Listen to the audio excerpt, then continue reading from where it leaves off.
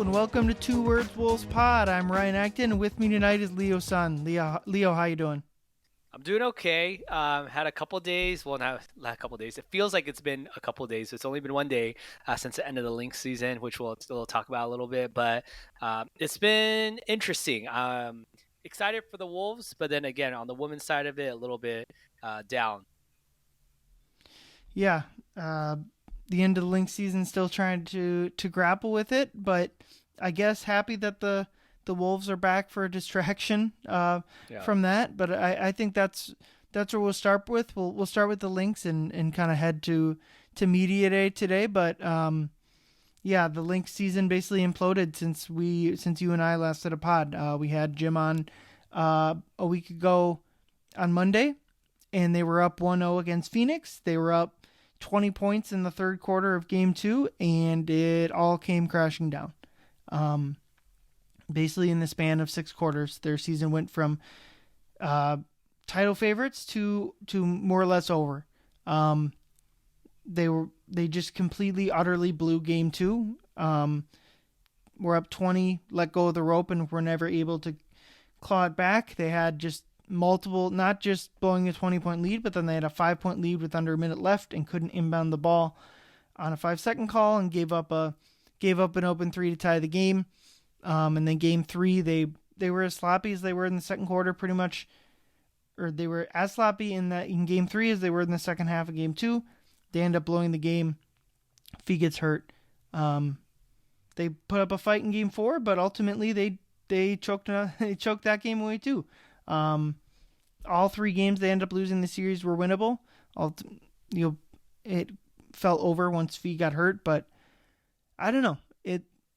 It was an abrupt ending. You get these 5-game series, and so if it was a 7-game series like in the NBA, you'd still have time. Although, like I said, Fee getting hurt complicates that. But it was an abrupt ending that I don't think anyone has seen coming, and I don't have an explanation for it because what we saw from them was not who they were all season. So I don't know how to square that with what we saw.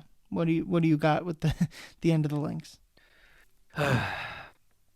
As the late great Michael Scott, well, I shouldn't say late. The great Michael Scott once said, "How to turn tables." Because as you said, after our last episode with Jim, exactly, or just a week and a day ago, 8 days ago, the Lynx had just come back from, I believe, is a 14-point second half deficit to come back and win, and then they go on and pay the favor forward to the Mercury 3 times. And with 3 times in a row, even with Fee out the last game, it's hard to say that, it was just luck. It was like a bad game. It was like, no, I mean, it happened 3 times in a row.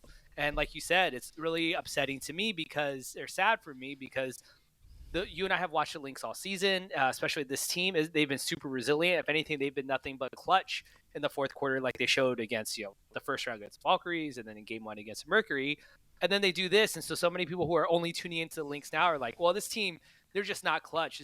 This is not who they, this is who they are. They deserve to lose. Like, no, that's not what they were, and it just sucks that some people are going to go home thinking that. And so it's really sad. I mean, I think if I had to sum up last season where the Lynx lost in Game 5 against the Liberty, I would have summed it up in super mad. Like, that's my 2 words, super mad, because it felt like it was stolen. It felt like they were always the betting. They were not the betting favorites the whole time. They were underdogs. They had a great overachieving season. They pushed it all the way to Game 5, and they had it, and it was just stolen away from them. So I was mad after 2024. This year, 2025, my 2 words would be super sad because they were, for lack of better words, kind of front running all season. They were running laps around the league. They were killing everyone. Fee got hurt. They still played well without her. She came back. Didn't get MVP. That's fine. Swept the first round, the only team, this year to sweep in the first round. And then they were up 1-0, should have been 2-0. Instead, they fall apart. And if anything, it's just sad because we have no idea what this team is going to look like next year. I think it's something like 80 to 90% of the W are all unrestricted free agents or restricted free agents of some sort because of the way the collective bargaining agreement is set up. We don't know if that's going to be resolved. It still has no end in sight right now. So is a lockout possible? Hopefully not, but it could be. There's going to be expansion draft with Toronto and Portland getting 2 teams. So there's going to be players leaving there. And then the Lynx also have a really high draft pick that they're getting from the Chicago Sky as well, too, which could also be in play, whether it's traded or whether it's used. Things just going to look way different. The only two players on contract, Brian, for the Lynx next season is Dorka Juhas, who sat out this season, and Anna Kosu, who was our first round rookie. That she actually played a little bit in Game 4, didn't play a lot, but those are the only two. Those kind of rookie scale contracts still on the books, and there's no one else, and that's very much how other teams look like as well too. So it's just sad because you know that this team will not be back in this exact iteration, or very unlikely it will be. So it's just a really sad ending. Yeah, it's tough. It really, you mentioned both this postseason and the last postseason. It just feels like both of them, they could or should have won either title.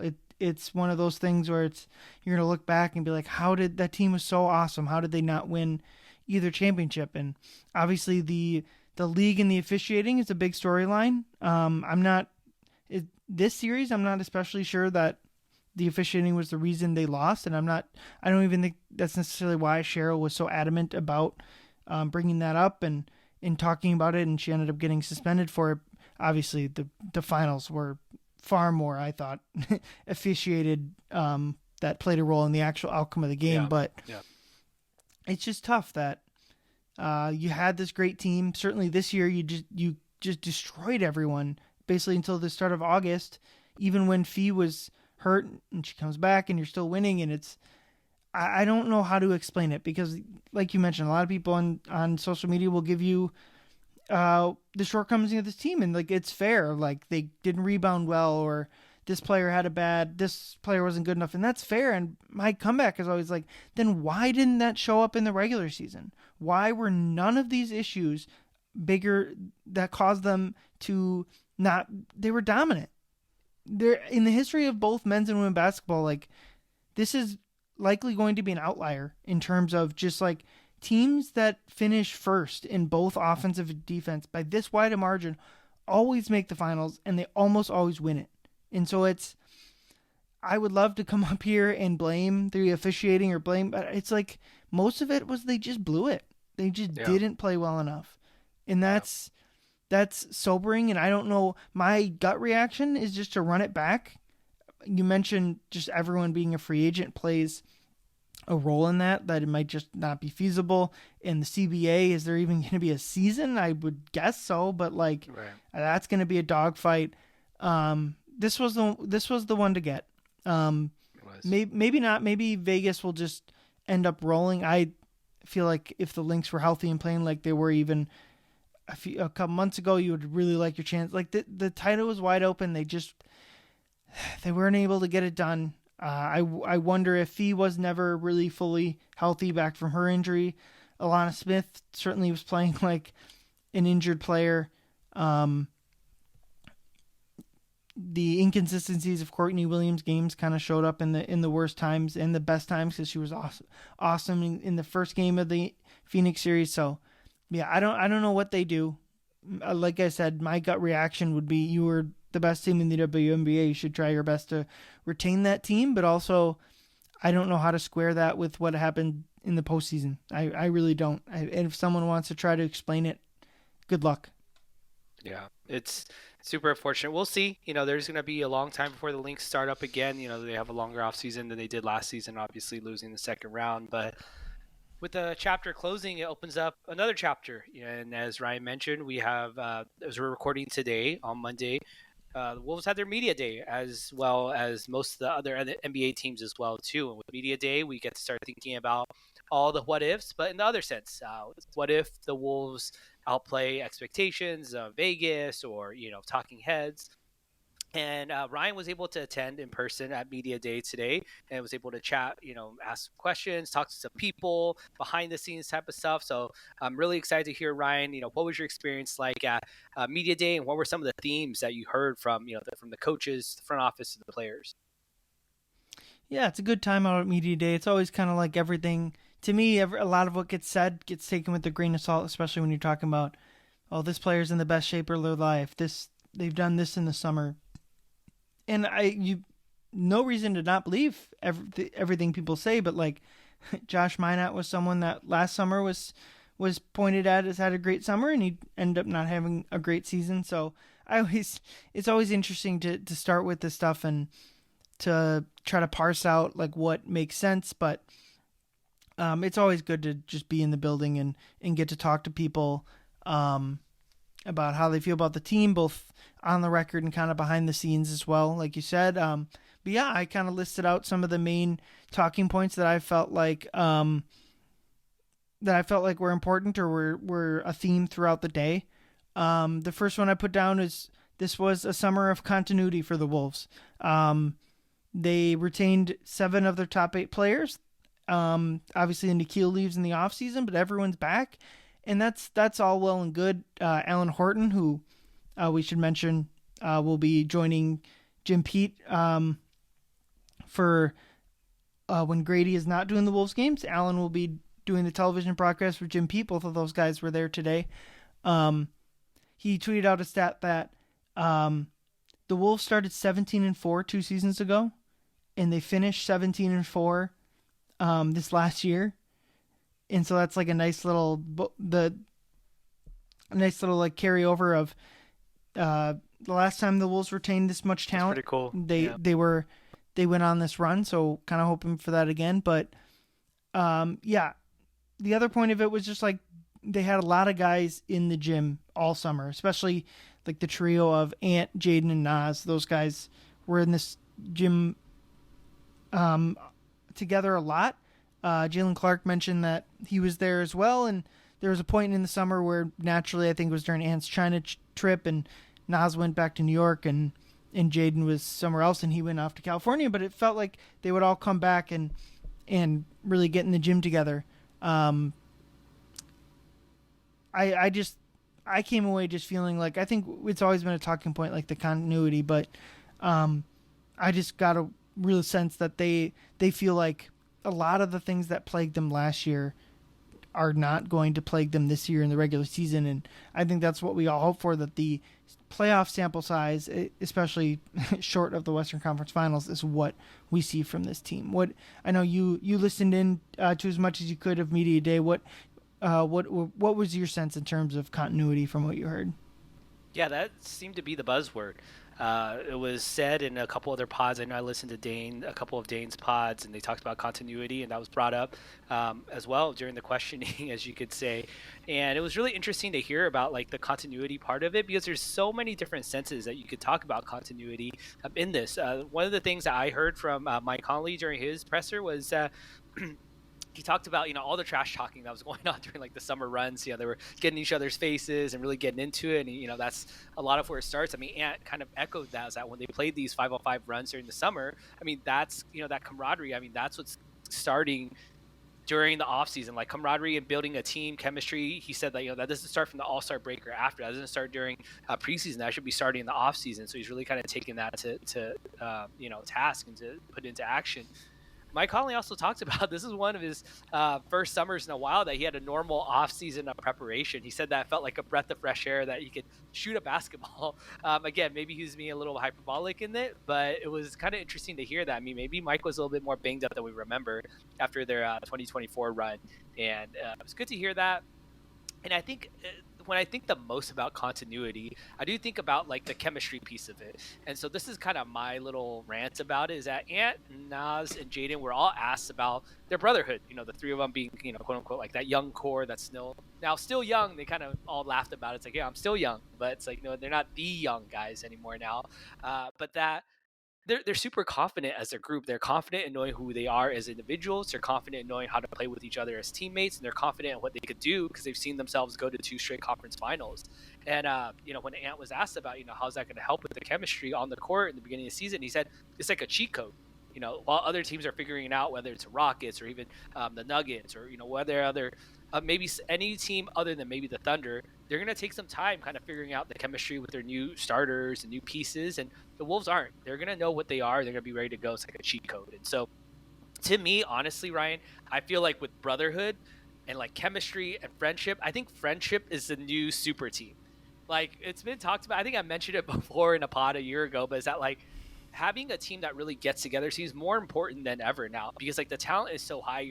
Every team's going to have a big that can shoot a little bit. Every team's going to have a drop big probably. Every team's going to have, all their guards can shoot threes. All their forwards can shoot threes. So there's a lot of talent that's kind of diluting out. Again, obviously you still have like your Jokic's and your Giannis's and your Ants that are kind of the outliers, but the average player is so good that I think that friendship and chemistry is like that next thing. I mean, you saw it this year with the Thunder. They were super tight as a team. You always saw their, in my opinion, a little cringy, like their barking that they all did all the time, like, all right, whatever. But, they were super tight. You could tell. The year before the Celtics, when they won, right, the Celtics, how long has that team been together, right, with Jaylen Brown and Jason Tatum? And they've really been working at building that over the years. You kind of date that back. The last team to kind of win by throwing a team together was probably the LeBron Lakers in that bubble season in 2020, where LeBron was in his second year on the Lakers, or AD, was only there for like a year or two. They kind of threw that together. They made it work. The year before that was the Kawhi Raptors, right? And so it's like those are teams that just kind of came together, flash in the pan. While now it feels like it's that continuity. Every team that's won has had to build their way up and lose multiple, whether it's conference finals or early exits in the playoffs before they kind of got to where they are now. And so I think they only got there because they kind of bet on friendship and bet on brotherhood, and that's what was really exciting for me. Yeah, Ant was the main proponent of that. He just kind of talked about it after being asked about making the West Finals and earning a gold medal, just what he's learned about like winning basketball games. And he mentioned just exactly like you said, like the teams that are together are going to win. And I'm always don't always need to play devil's advocate, but I feel like that's one thing. It's like it's not the only way to win. I think having immense talent is something that can overcome maybe not necessarily liking your teammates, but there aren't really any teams that have like a gigantic talent advantage. I think like the first thing you'd think about is Oklahoma City, and I honestly don't think they're that much more talented than their team. The reason that they're so much better than everyone else is because of their scheme and because of the stuff that we're talking about here, that they get along, they plan a string, all that stuff. I think that'll be really important for the Wolves. It's all kind of, it's hard to quantify in terms of just like numbers or what it provides you, but I do think that it's easier to overcome adversity when you feel like people got your back and stuff like that. So it's good, and it's not just those three guys. It's really everyone else on the team. I don't think there's any people that like butt heads on this current roster. I think what's been really important is so many people seem to understand their role on the team, both on the court, off the court, all that stuff. There kind of was last year. I think people needed to, especially probably the top players, needed to find their role, needed to find what was best. There was some positional overlap with Nikhil and Dante that obviously is not here anymore. As much as we love Nikhil and would like to have him on this roster, his departure just kind of solve a little bit of that wing guard backlog. But the other part of the continuity that you mentioned is, and Mike is the poster child for this, is so many people just had a normal summer. They had the entire summer off to work on their games or just relax or do whatever they needed to do. Mike was injured last offseason, and this offseason was not that. He was able to hit a hole-in-one instead of... best day of his life, as he said. Apparently. Dante mentioned, and obviously Julius fits into this boat too, if they didn't have to. He said, a year ago today, I was on a flight here. And that was the biggest thing, is Tim said something, and I think they said this before, kind of in their offseason exit interviews, or maybe it was at the draft, that I think they admitted that they underestimated, especially the timing of the trade, how it would put people's lives, at least in the short term, kind of on the upheaval. And he said that if you can't figure out your own personal life, it's going to make it nearly impossible to have success on the court. And so for Julius and Dante, those guys are going to have great seasons. Guys like Ant and Rudy didn't play internationally, and both of those guys, Ant the last 2 years, and I think Rudy thought it was 4 or 5 years that Rudy had played in some sort of French competition during the offseason. Those guys had clean runways. Guys like Rob and Terrence, didn't have anything particularly off during the offseason, but they were rookies. They had no idea what they're doing, and now they got to be in the gym as well. And Jaylen Clark's kind of 2 off seasons removed from his Achilles rehab, but again, he got plenty of time off. So I just think that's something that goes under noticed, is just when guys get a free runway during an off season. Right. Yeah, I mean, a couple of things I also want to add on the continuity and kind of brotherhood chemistry pieces that Dante talks about it in his session, where he said that he even got to know Chris Finch a little bit more, like as a person, and I think that's going to make a huge difference. He said he talked to Finch a lot, and Finch gave him a lot of instruction on what he wanted Dante to get better at and what his role really was going to be. And I think that's going to make a huge difference. Dante is like the ultimate role player in a sense of like he can go out there and do to the best of his ability, try and execute what you're going to ask him to do, but he's not going to go out there and just be able to be a wing it on his own. And so I think him being able to build even that chemistry with the coaching staff, a lot of players talked about that. They got to talk to Finch, and Finch talked to him a little bit more during the summer about what do I need from you this year. I think that helps. I mean, you talked about the clunky fit in the beginning. I mean, it was evident. Everyone likes to point to Julius Randle angrily throwing the ball at Rudy Gobert in that Raptors game or whatever it was, or it's like, first of all, that's just how Julius Randle passes. He just throws the ball like 100 miles an hour. But even like, Ant and Julius Randle talks about each of them in media days today that they mentioned a play where they both posted up in the same spot and they were like, whoa, like, what are we doing? Right. And so I think a lot of that miscommunication, as we saw as the season went along, was fixed, and it's only going to get better. So, as far as like that chemistry piece, I think, on the court, we're going to see the fruits of that labor. And one more time for the off the court part, as we all know, Nasri tragically, his sister was murdered just, a couple weeks ago, or just under a month ago. And, he didn't talk about that specifically, but he did talk about Nas in his media day that, when he needed people because he had something going on in the summer, that they were there for him. And I think that really means a lot. I mean, Ant is also someone, we all know he lost a lot at a really young age, a lot of close family members. And, it's not to say it's the same thing, because obviously the root of those causes were two vastly different things, but just them being there for each other is just like super special. I think just knowing that they have each other's back, just again, not on the basketball court, but as human beings, I think that really, really makes them want to win for and play for each other so much more than just, people who are like, oh, I work with them, but that's about it. Yeah, and it'll be interesting to see how that all goes. And I've continued to believe that so much of their issues during the start of the regular season were the stuff that we've been talking about here. The poor timing of the trade, just the on-court stuff that was always going to come regardless of the timing of the trade, of just like trying to figure out everyone's roles, the contracts of... They had 3 free agents basically last offseason. I think all of that played a part. Mike is the only free agent, other than like Leonard Miller is only partially guaranteed, but like of even the fringe, including just like even the fringe rotation guys, Mike's the only free agent, and Mike is not concerned about his contract. I'm almost certain that if Mike wants to play next year, the Wolves will have him back at a fair enough number for everyone involved. So Mike's not. It's different when your 30-plus-year-old veteran is the free agent, but everyone's good to go, and I think they're focused on winning. And obviously, I said they finished the season 17-4. I don't think you can just click times 4 and that's going to be their win total.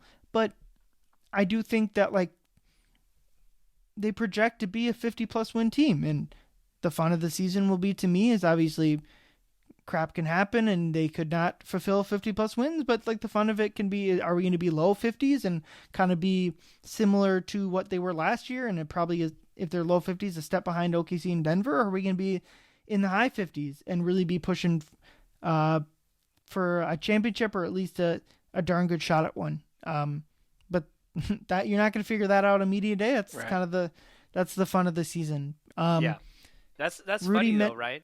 Sorry, I was going to say about the win totals. So those of you who maybe haven't been on Canis Hoopus, I do a series called Canis Pulses where I'm asking fans to kind of vote in what your season predictions are or whatever.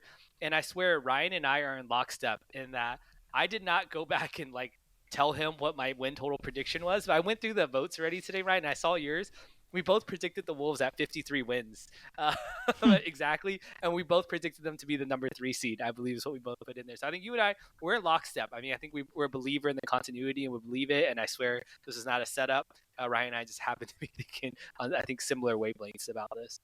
Yeah. And that is a preliminary pick that I purposely didn't want to spend too much time on it, right? Like with your poll, like it's kind of your quick reaction, a snapshot of, and that's just where I was at the filling it out after I finally got home on my couch. So, yeah, don't hold me to it. But, yeah, I mentioned just trying to fulfill, or like, if they are a 55 plus win team, or maybe even approaching 60 wins, the way it's going to get there is through their defense. Again, last year they were 7th, which many Wolves see, even 7th is fairly solid. And if they're 7th this year, they're going to be a playoff team and might have home court advantage. But if they want to be like the 2 seed, or like really fighting for a championship here, I think they got to be either first or like top 2 in defense. And that seems like the media day consensus was similar, that at the very least defensive consistency has to be, they have to get back to what they were doing in the 2023-24 season with Cat and Rudy and all those guys. Yeah, I think the defense is going to be really interesting to talk about. I think everyone, it was asked, and everyone either was asked it or brought it up on their own, where the personnel is not quite the same as it was in the past, right? They don't have Nikhil as a utility guy who got a lot of all defensive team votes last year. Even you look at the year before when they made the conference final, they had Kyle Anderson, who was a superb off the bench defender who was multi-positional and was just so good as a backline defender. They don't have those same guys anymore, so we're going to learn a lot about. Okay, Rudy is also obviously not the same type of player he was 2 years ago when he won Defensive Player of the Year either. I mean, he's still good, he's still great on the defensive end, but how is that going to adjust? And so they always talk about, as Finch said, and they talked about this in Britt Robson's interview with Finch last week, is that what is that second unit defense going to look like? And that second unit is any unit that does not have Rudy Gobert out there. And so the Julius and Nas piece of it, they talked about in the presser about they have to be able to know how to play off each other, how to be aggressive, and where their strengths are. And yeah, we're going to learn a lot about this team for sure. Whether it's going to be good or bad, it's going to be a test. Yeah, and I think everyone kind of I'm not sure what, like, if we put the over-under on what a successful defensive season for them would be, and I don't, like you mentioned, I don't think they have quite the defensive talent on their team that they did when they finished first in defense. Like you mentioned, Nikhil's not here, Kyle Anderson's not here. They're going to be playing Rob a lot more, and that just they didn't have a defensive liability like that on that team, and that's probably harsh for Rob, but he's an undersized guard, and Mike is not as good a defender as he was 2 seasons ago. You mentioned Rudy. I think the Rudy lineups, I think, could definitely get back to where they were 2 seasons ago, like basically one of the best defensive lineups in basketball. And what was a big theme during media day was what can they be in the non-Rudy minutes? And that's like where you mentioned Kyle Anderson and Nikhil helped a lot. Those were 2 really good defensive players that were in that lineup, and I think last year the non-Rudy minutes defensively were tough, and now you don't have Nikhil for those minutes. So you're hoping for Jaylen Clark will play more, Terrence Shannon will play more, and you're going to hope that you can get back to where you were. But I think one player that we mentioned, the players that aren't going to be as good as they were 2 seasons ago, I think one player that can have his best defensive season of his career is Jaden McDaniels. And today he basically said that, like, during the first part of the season, he just was not defending like he should. He didn't get started until, I don't remember if he gave an exact point, but like a little bit into the season. So I think just for everyone, Jaden especially though, like, just so often last season, or so often 2 seasons ago, they just absolutely hounded teams. Obviously the culmination of that is the Jamal Murray throw the heat pack game where they're just making his life hell on earth. I still feel like they owe the Nuggets a suspension for that one. Yeah, I mean, yeah, I was calling for that. Here's my very quick tangent. I get they don't want to suspend people for the playoffs. Just have a system where, like, he's suspended for the first game of next year. I think that would have been totally fine. I digress. Give him the Patrick Beverly treatment. So yeah, but they last season they found that hounding defense so rarely, and when you did, you go, well, that's the team that can. That's what we saw a couple seasons ago, and the first game that comes to mind that was brought up in media day was Game 3 of the Western Conference Finals. Ant especially was incredible in that game defensively, and the next game in Game 4 just didn't see it as much. So I think for everyone, just trying to find that, and Jaylen Clark put it best, where he said, like they should embrace the Minnesota aspect of it, where it's like it's cold. People don't want to be here. They'd rather be playing in Miami. So let's play like that. Make it miserable for them. And I think like that's just a perfect encapsulation of what I think this defense can do is like make Target Center a crappy place to play.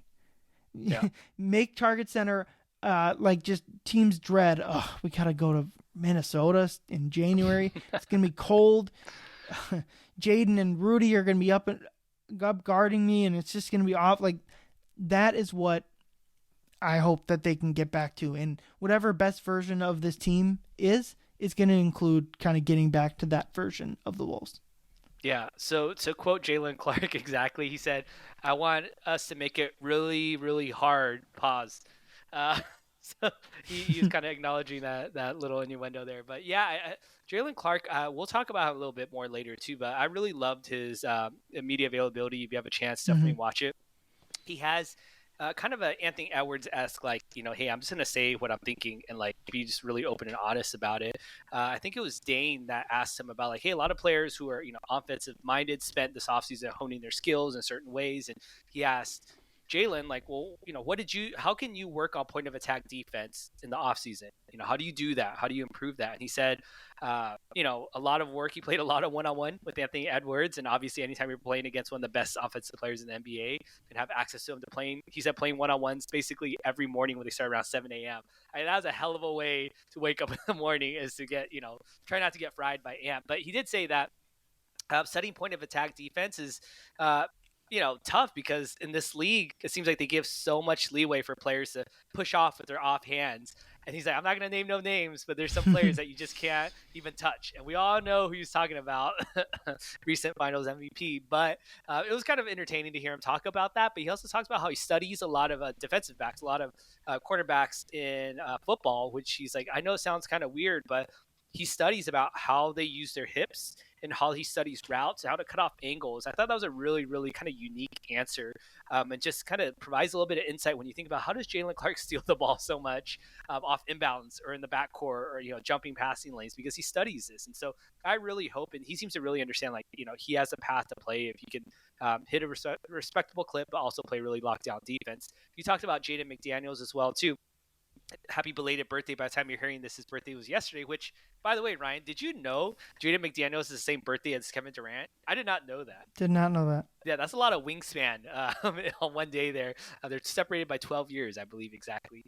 Anyways, Jaden was also talked about by Chris Finch, in that he hopes that Jaylen is personally motivated by not getting any of those, making those all defensive teams, which is a little bit wild. If you recall, 2 years ago, when the Wolves were that top defensive team, Jaylen was second all defensive team. And this last year, he didn't make any of the teams. So again, really hoping that he locks in on that. And he seems to understand, like, if he continues growing, he started rebounding and playing defense a lot better, and upped his offense in the playoffs like we're used to. Really excited to see where they could go defensively, because yes, it is a little bit scary not having a Nikhil or Kyle Anderson off the bench, but there's a lot of growth potential, if you use kind of that asset mindset type of thing. Yeah, and I think it's less about like what the hard number is that they finished defensive rating wise, but just like getting back to being like, we are a defensive team. We're gonna play defense almost every night like it's a playoff game. Right. I think that combined with the defensive talent they do still have should make them a much better team than they were last year. And if they can keep that offensive rating around in the top 10, then you're looking at a really strong team heading into the playoffs. But the last kind of main topic I thought of in media day was just the conversation around the young guys. And it started with Tim Connolly just talking about Rob, TJ, and Clark as kind of the main three young guys that we're going to play. And they need to see consistency from them. All three of those guys have shown flashes to different degrees, or all of them have played a small role last year, but they're going to need to see consistency to get them where they need to go. And then the last kind of person that was mentioned was there's a lot of buzz, both just what they said on media day and behind the scenes with Beringer. I will mention that Connolly specifically mentioned Rob, TJ, and Clark as guys that will play this year, and Beringer was mentioned in kind of a different light, which is fine. But I am as high as anyone else on Berenger for next year, the year after, all that. And maybe there's a role for him later down the season or even midway through the season. I don't know. But I don't think he's going to be playing, certainly not on night one. Yeah, it's a lot of people like to get up for the buzz for Berenger, and I'm all for it. I mean, get excited. That's okay. Now is the time to be super excited about it. But when he's played, the same amount, if not less, of what Rob Dillingham to start the year, don't get too worked up over it. It's a long timeline, and I think there's opportunity for him. Jim, talked about it in our pod last week that kind of made the rounds, was mentioned on a couple, radio stations. I think was kind of re-aggregated there, where he feels like Berenger's ready to play now, and we'll see. I mean, obviously, there's no rush to get him in right now. We don't have a gaping hole at center right there. But at the same time, it's okay to get excited, but also understand he might not be playing a lot. I believe that they also mentioned that he wasn't going to be spending, not a ton of time in Iowa. He'll be going back and forth. He'll be getting time with the Wolves, but also getting some time over there as well too. So I think it'll be a mix. I don't think he's going to be strictly put all the way into Iowa, where we're just kind of going to be banished and never see him over there. I believe it was Connolly or Finch I was talking about how he wants to see Berenger in practice against Rudy, and being able to work those matchups as well too. So yeah. Yeah, the other young guy that we've already talked a lot about him, but I was just so impressed by Jaylen Clark's interview basically the whole time. He kind of, the first, he's asking how he can get more minutes or what his role is going to be, and he's just like, if I can shoot 40% from three and guard the best player, I think they're going to have to keep playing me. And it's yeah, pretty much. That sounds great. That's the definition of a 40% or a definition of a 3-and-D player. And I think last year that was one of my bigger surprises right away, was his shot going in. I was kind of expecting him to be a net negative there, and you're not asking him to take step back threes, and he said as much. They're not going to be expecting me to hit those shots, but he just seems so dialed in on what they are looking for him to do, especially this season. And I'm sure he'll try to grow in X, Y, and Z area, but he just seems so locked in on, this is my role, this is where I'm going to get minutes, this is what I do best. He even mentioned Summer League not going the best because he tried to kind of expand that role, which is probably a good thing to do in Summer League. That's the place to do it, yeah. But I think he's dialed in when he's got other talented people around him, both offensive, defensively. I think that's where Jaylen Clark can really shine, and it's impressive that they're getting this much value on the court from a player that they did not spend very much draft capital acquiring. Yeah, I say this in that, with the utmost respect to all the other players on the roster, is that I feel like Jaylen Clark is the Timberwolves player who is most comfortable with his role on the entire team. I mean, if it's not Jaylen Clark, it might be Ant, because everyone else is kind of going to say Ant, okay, just Ant, score 50 points. That's my role. Thank you. Right. And so, because Jaylen Clark talks about it, it's hey, look, if I get back cut, I'm probably going to get benched. I can't allow myself to get back cut. He knows, those are the small little things, right?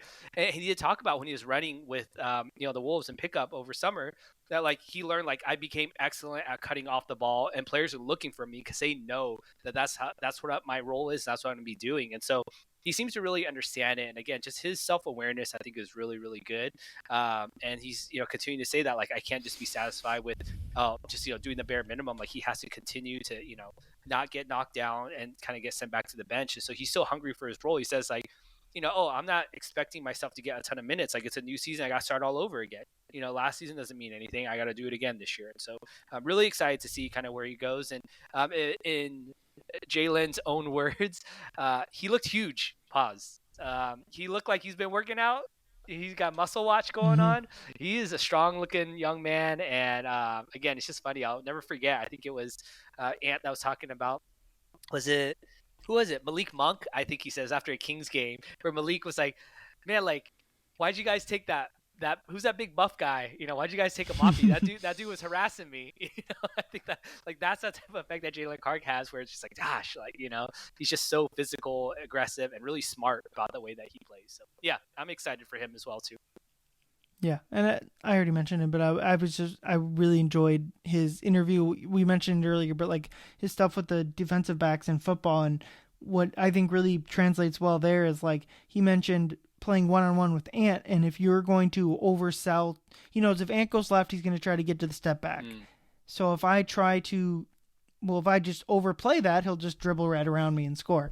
And so he's like, I kind of understand, like similar to a defensive back in football, where if a receiver's running and he goes past a certain yard marker, you can take out a certain number of routes out of whatever theoretical route tree is. And that's kind of similar to basketball, where if he knows if Ant's going left, he could theoretically do a couple things. If he's going right, maybe different things get put in. So it's really interesting to see the comparisons there. And like you said, I'm excited to see what Clark can do, and hopefully they can ramp up that, and I would expect it, ramp up the rotation to 10 guys, because I would guess Clark is the 10th, because I would imagine Rob and TJ, not in terms of who's better or worse, but like just needing to find minutes for those guys, Clark will probably be the 10th. But speaking of Rob, a lot of discussion on Rob Dillingham. I think he's the biggest swing player on the Wolves in terms of Jaylen Clark, like you mentioned, might be the smallest window between good and bad in terms of, I think you can probably, actually with Jace, I said, I pinpointed this as Dante. Like if you're putting confidence values on your projection site, like Dante's pretty high, Clark's pretty high. Rob would be pretty low in terms of what confidence you have on the good or bad. Both extremes seem possible, and that was a big kind of talking point today. But I think Rob was another person that seemingly was here all summer. Finch and Conley, Tim Connolly talked about what they want to see from Rob, just in terms of consistency and defensive effort that has been there, but will continue to need to be there, along with just more know-how on the defensive end. And then getting put under Mike Connolly's wing, I think will be great for Rob. And I think it's fair to be worried about his development and what you paid to get him and all that. But I also just kind of like, I think he's 20 years old. Like, what were we doing at 20? I was sitting on my college couch, right? Exactly. Doing nothing. Like, and it's not to say, obviously, like, that's what the money's for. You got to be a good player by 2021. And that's what Rob will be tasked with to do. But I just think if any position type is going to be slow to kind of get into value in terms of player, it's going to be a 19, 20-year-old point guard. So, yeah. But it'll be a big year for Rob. If he has another year like last year where he's in and out of the rotation, it's going to be worrying. And if he kind of has the run Terrence Shannon had more down the stretch of last season, I think that'll be really encouraging. Yeah, Finch talked about in his media availability when asked about Rob is that, it's not so much a defense that they were encouraged by his defense, like you said, but they were a little bit more, I don't say concerned, but wanting to press and push Rob to get better at his playmaking. Like, he has such speed and skill and handles to be able to get into the paint and get paint touches and, spread it out. And so that's something that they really want him to focus on. And, we saw a little bit of that during Summer League. It's still, I don't know if it's enough to sell me yet, but Mike Conley was asked about Rob as well, too, because a lot has been made about their relationship and their chemistry, being able to mentor him. And, who better to get mentored in, the entire NBA? If you could choose anyone to mentor a small point guard to help him work on his playmaking than it is Mike Conley, if not maybe Chris Paul. It's like those are probably the top two guys that you would want Rob to have to learn from in terms of like increasing your playmaking at your size. And so Mike did talk a little bit more about Rob's preparation this summer, about how much time that they spent together. He mentioned that Rob was asking a ton of questions when they were working together, and that he was super, super encouraged by the types of questions, but also his hunger for the opportunity. He just kept saying he's like super ready. Like he really wants this. He really wants it. And when Rob was, asked about, how do you feel coming into year two now, he talked a little bit about his confidence, and you alluded to it, where he said last year he was a little bit rattled coming in, not getting the minutes that he thought maybe he was going to play, or other players that were drafted even behind him played more minutes than he did. That did rattle him a little bit. He wasn't exactly sure about like, I never played with this many good players before. He literally said that in his presser today.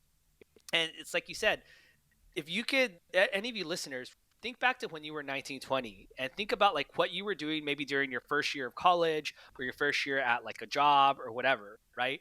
I know for me, my first year in college, I was like doing a different hairstyle. I was wearing different clothes. I was going out and like partying with all these frat guys, which is like definitely not something I normally do. But I was like exploring. I was trying to learn about myself, and I felt super.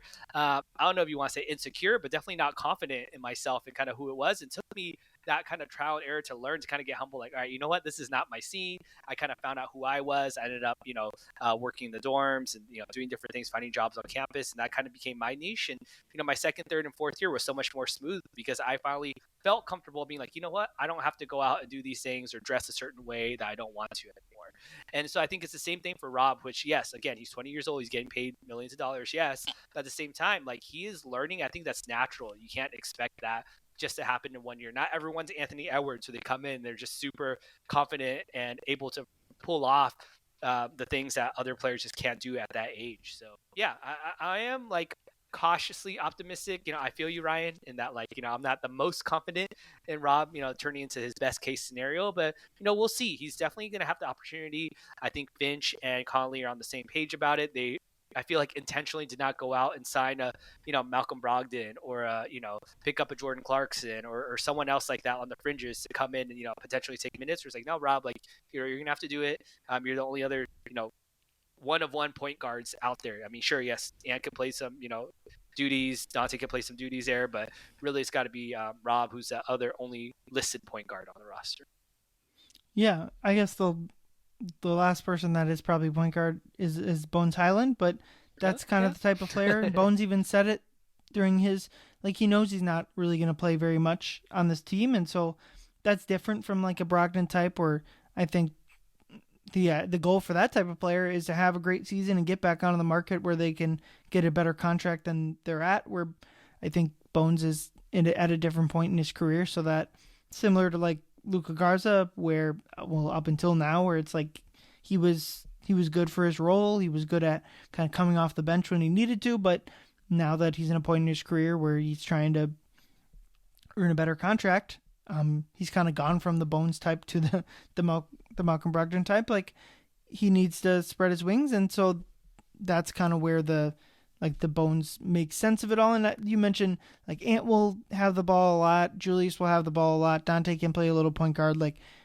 I think they feel they don't need a true point guard out there at all times. And the combination of Mike and Rob, for when you're looking for a more traditional point guard, will be enough. Yeah, absolutely. So we'll see what happens. There's a lot of young guys to see. Funny enough, in that same poll that I referenced earlier in this episode, you and I voted the same. Is that the storyline on the court? One of the questions was, what storyline on the court are you most excited to follow? And one was the opportunity for the second core of young guys to play. And you and I answered the same on that as well, too. So I think I'm going to be really, really tuned into that.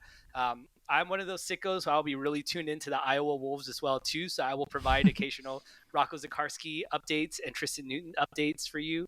And Enrique Freeman, also not to be forgotten as well, too. Who, unfortunately, the three of them were not at media day today. I don't know if it's normal for two-way guys to be there.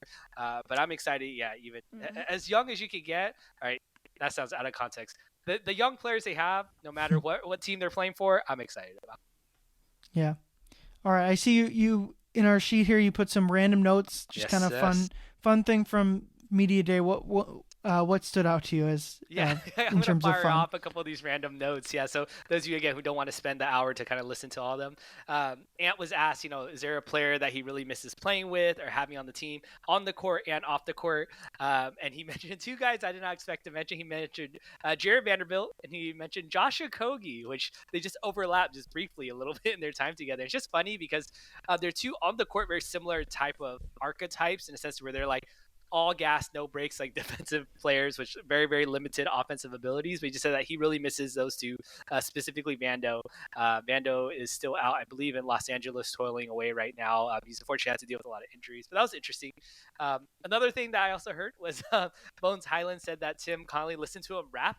I think it was like before the draft or like shortly after the draft. I only learned about Bones Highland was like a self-made rapper when he posted something on his story recently. I know the song that said it was like by Busy Bones, and it was like a rap song playing in the background of that story. And I'm like, wait, is that like Busy Bones as in Bones Highland? And in fact, it was. So Bones does rap. It'd be funny to see if him and Ant's brother does a little collab together or something like that. That would be kind of funny. Two more here is that Jaylen did go live on Instagram during the photo shoot where they're on the court. I don't know, Ryan, did you see this by any chance? I did see a little bit of the clip. Yeah. Yeah. So Jaylen is live and he's recording from his phone. And I don't know if he bet Rob Dillingham or whatever, but he's like challenging Rob to shoot like these corner threes from out of bounds, like, like Steph Curry does in his warm ups. And then Rob's like, man, like this is cash. Like, this is money. This is my money.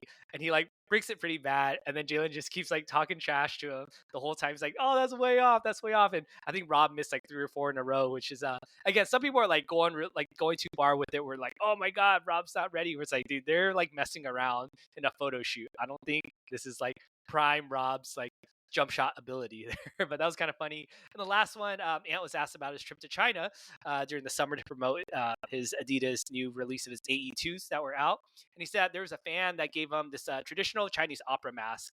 And it was made completely out of parts from his second signature shoe, the AE2s. And he said that like that was probably the coolest thing ever. And he's gonna wear that to the first game. He's like, I don't even know how he made that. The shoes have been out for like 7 hours, and he somehow already kind of made this up. I don't know how that happened, but that was pretty cool to kind of see him shout out China and said that how much love he got overseas there. As someone that I've been to Taiwan a couple of times, I have seen huge Anthony Edwards like bulletin boards like towering over on these skyscrapers. So I know that Asia loves them. They're Anthony Edwards. I myself love myself some Anthony Edwards. But those are some cool little random notes. Is there anything else, Ryan, that you saw or you heard that maybe wasn't on any of the pressers or anything like that? Yeah, I think the Joe Ingles stuff is always fun.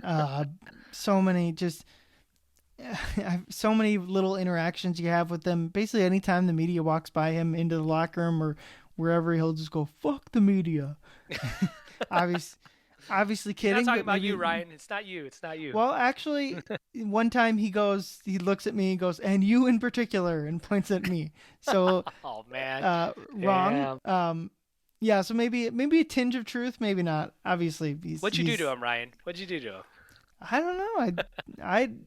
I usually keep to myself. I'm not trying to stand out in the middle of their locker room. Yeah, he saw the quiet one. He bullied him.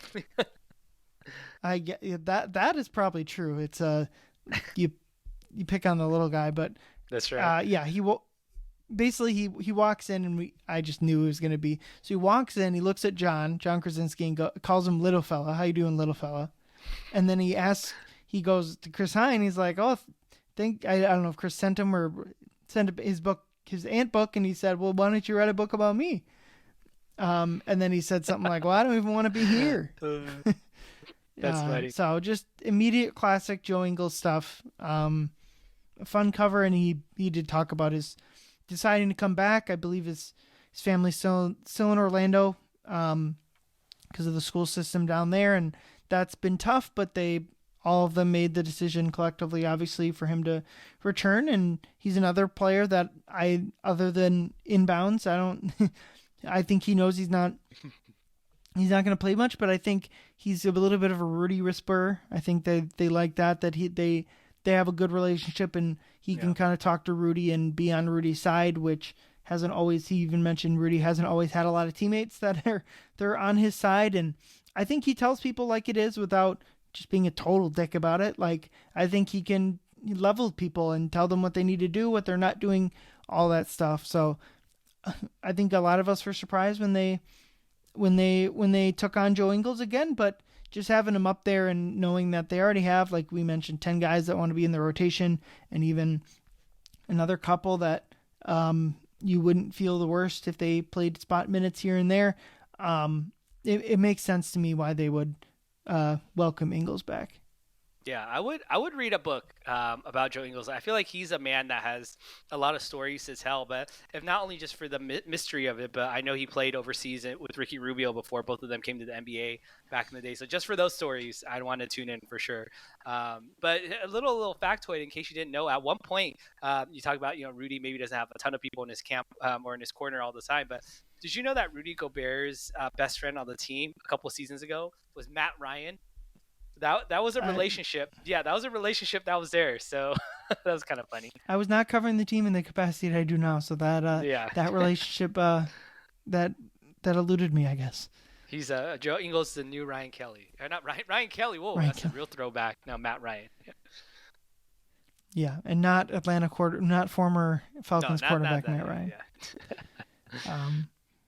But yeah, any other lingering media day takes that you got, or just What else you got, Leo? No, I'm just excited to see some of the flicks, some of the videos, because I will get, even at the age of my mid-late 30s here, I'm reasonably hyped for the, hype montages and little videos of them, especially once they're wearing those Black Tree jerseys. I saw one little clip of Naz Reid with a headband.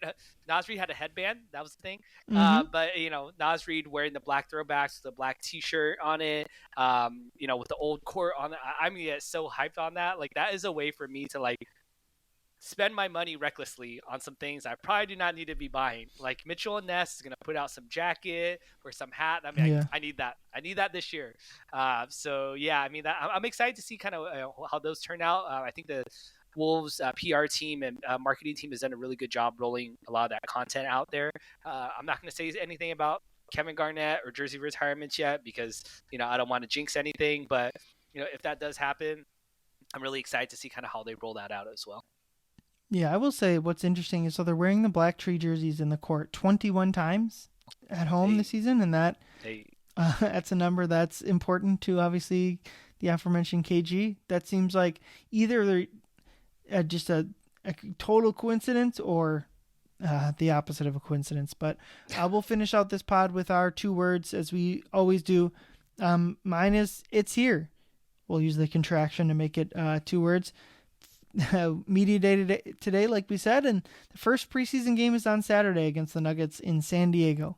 So It's here. We got a total of 6 preseason games, somehow a preseason road back to back. So for you sickos out there, Friday, October 17th, second night of a preseason back to back in Philly. I don't know about what the basketball looked like there, but we got 2 at Target Center. But yeah, it all starts Saturday, and then in about 2.5 weeks, we get our first regular season game out in Portland. Yeah, that second back-to-back game, that is like my shit right there. Because we're gonna see Johan Berenger probably get a double. Lenny Miller. Yeah, we're gonna see some Jules Bernard. We're gonna see some Alize Johnson out there. I mean, this is a former Korean League champion. Johnny Juzang. That is me. Johnny Juzang. If Johnny Juzang makes the team, I am buying a black Johnny Juzang number. He can't take 33 because that's Leonard Miller, and he can't take 3 because that's Jadon. So we'll see what number he gets. But I'm pumped for it. I'm excited for preseason. That brings me to my 2 words, which is get hyped. I'm already getting hyped right now just talking about it. Whether it's a gorgeous throwback courts, like I mentioned, whether it's Rob in the sick Black Tree jerseys with a bunch of, drip on him, a bunch of just, all his chains on, whether it's Ant gunning for career highs against tanking teams, which is allegedly what he's going to be shooting for nowadays in this season, or even Nas, like I said, Nas in the headband. Like any of those, like it's about to be a movie, baby. In the eternal words of Karl-Anthony Towns, it's about to be a movie. Yeah, should be fun. Like we kind of mentioned, Lynx season ends, unfortunately, but Ryan, why you gotta go there?